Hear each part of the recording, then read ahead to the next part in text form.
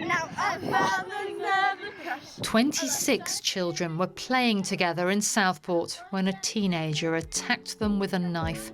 These are some of the girls who survived. Do you like being together? Yes. Yeah. It's really fun when we dance together and stuff, because it feels like we've all been through the same stuff, and only us really understand it. So it's just feels nice to be together. We can't show the girls to you because of a court order making them anonymous. Their parents say, to some, it's made them invisible. There are 23 girls moving around this town, and nobody has any idea who they are. Anonymity is not invisibility, and we hope that people bear them in mind, because it's the absolute least they deserve. Not everyone knows about their stories and how brave they were that day. People forget that there are little girls who are going to have long-term struggles and battles for the rest of their lives, and people seem to think that maybe they're okay, but they're far from okay.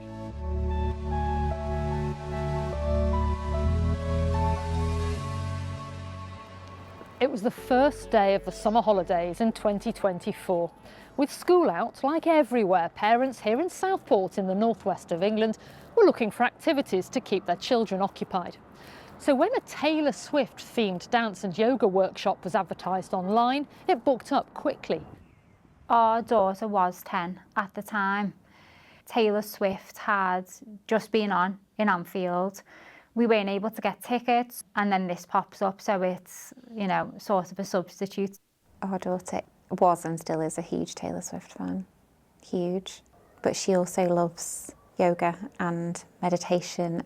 She's like a little hippie and dancing and all of those things, so it felt like the perfect way to start the summer holidays. 26 girls aged between 6 and 13 signed up to take part. But the event also caught the eye of a teenage boy who was intent on violence.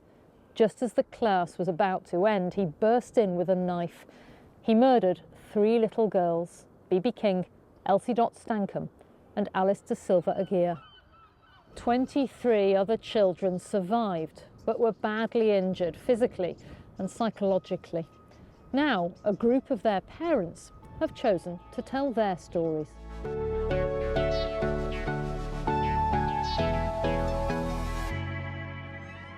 This is BBC information just into us. A Taylor Swift yoga and dance workshop aimed at primary school children between years 2 and 6 was taking place near where the incident in Hart Street. We're going to get more now from Southport, where there has been a major incident today. It's nearly 2 years since the attack.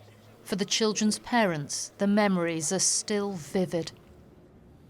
I seen her running down the street full of blood and assumed it was paint, or they were screaming because girls scream when they're together, don't they? And I didn't know if they were messing around, and I shouted her back, and she ran back and told me she'd been stabbed. Our eldest was critical. We didn't think she was going to make it. Our youngest, both her lungs had been punctured centimetres away from her heart. Yeah, she's so lucky to be here. The families want the world to know what their daughters did that day to survive, and to be in no doubt about the detail. These are the parents of the last child to escape. She was attacked, and that happened whilst she was trying to protect other children. She left the building. She was quite badly injured by that point, and so he came to the bottom of the stairs and he took her back in. To then be dragged back in, to be attacked again. Many of her wounds are, defensive wounds. She has 33 stab wounds on her body. She was 7 years old, and she's a tiny little dot for a 7-year-old. The damage that was able to do in such a short space of time that's horrendous. And I think she needs to know that that day she saved herself. She's here because she walked out of that building. The attacker was charged with criminal offences including murder and attempted murder, which he eventually pleaded guilty to. As soon as the legal process got underway, the court imposed an order restricting the media from identifying the girls who survived the attack. Their parents say they welcome the privacy that order's giving them as they grow up, but they say it's also come with drawbacks. The anonymity order has been amazing. It's obviously there for a reason, but then the silence because their voices aren't heard, and they're in communities where there is constant events around what happens and fundraising, but they're not recognised, they're not celebrated. The parents say their daughters have raised thousands for charity, but sometimes it's felt as if they've been erased from the story of the attack. Has the anonymity made people feel nervous about being able to talk to you about what happened? I definitely think so. Yeah. Yes. Yeah. Not everyone knows about their stories and how brave they were that day and what they did, and they got themselves out of that room. I would be walking around with this child that had had this horrendous experience and nobody would know, and I would find that incredibly helpful and comforting because she needed space. But I walk around sometimes and think, there are 23 girls moving around this town and nobody has any idea who they are and who's thinking about that. That's what this anonymity order's done. It's given people permission to sort of forget about them a bit, and I think that's more comfortable, if I'm honest. I think it's more comfortable to forget that these girls survived, because remembering what they went through is really horrendous. Some of the children are living with what will be lifelong medical consequences, like this girl who was 10 at the time of the attack. She had to have a spleen removed. She's had skin grafts, so she's still in a pressure garment 23 hours a day. She still sleeps in a splint. She's still in the hospital at least once a month. How does she cope with that? She's extremely positive. She embraces her scars, meeting up with a few of the other girls that have survived, and they're all embracing their scars as well. It's, you know, like warrior scars, they all are. All the children are coping with the psychological damage of the attack, like the two sisters who were both stabbed. The elder had tried to shield the younger. My youngest sleeps with me every night, and the eldest sleeps with Me. you every night. Both medicated to get to sleep because the youngest has nightmares and revisits it all the time. And this girl, then aged 9, who was one of the first children to be attacked. We've had troubles with sleeping, troubles with certain things at school, being scared of being, outside in crowded places, so we have to rethink places where we're going all of the time. So psychologically, I think we've got a long journey ahead. Do you think that people understand that? Absolutely not, no. I think people forget that there are little girls who are going to have long-term struggles and battles for the rest of their lives, and people seem to think that maybe they're okay and they're all right now, but they're far from okay. The parents say the anonymity imposed by the courts has had another consequence. They believe that in some cases it's made it harder to get professional help. We've never, until very recently, been aware we were able to access a lot of help from the council because the council don't know who we are. From what we understand, there was a lot of other options out there, but we were never told about them because no one knew who we were or where we were.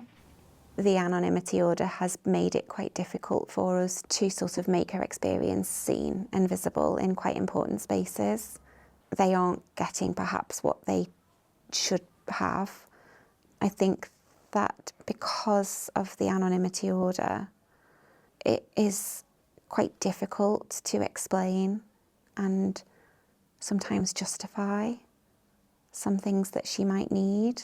Are you telling me that the anonymity order has prevented your daughter and the others getting the support they need? In some cases. In some cases, yeah. And we have had responses that have been, well, we didn't know who these girls were and we didn't know where they were, which I don't accept for a moment. I think that there is a very wide level of confusion over who is taking responsibility for these children and who is supporting them in now, but also who is planning for what that might look like in the future. I think we have fallen through the cracks. The Southport inquiry found that the attack could have been prevented had it not been for the failure of some agencies to communicate and take ownership of the risk posed by the teenage attacker. Now, some of the girls' parents say those same agencies are showing similar weaknesses in their coordination of support for the survivors.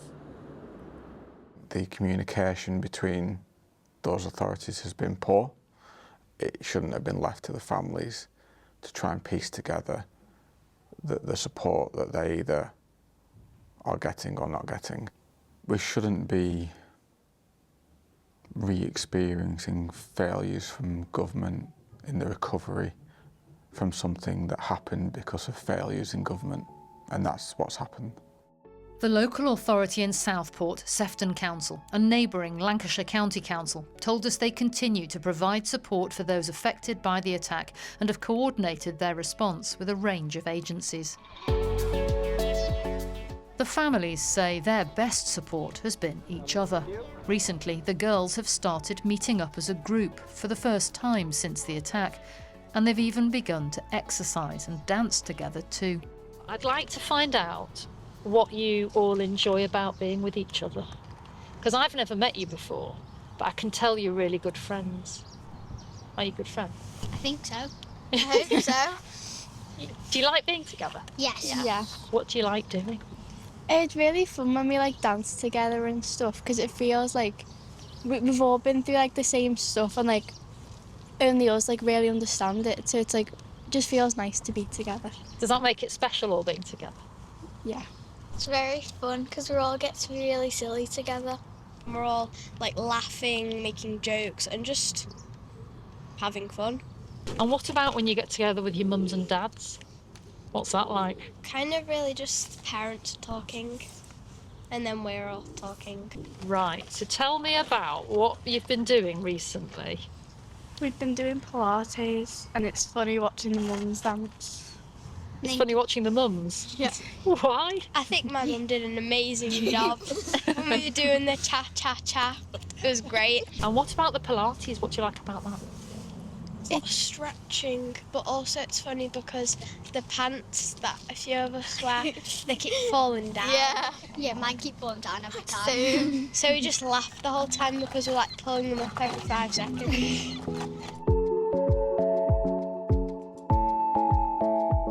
We asked the parents to share some home videos with us to help the world to get to know their girls. You don't need to see their faces to recognise their passions and personalities.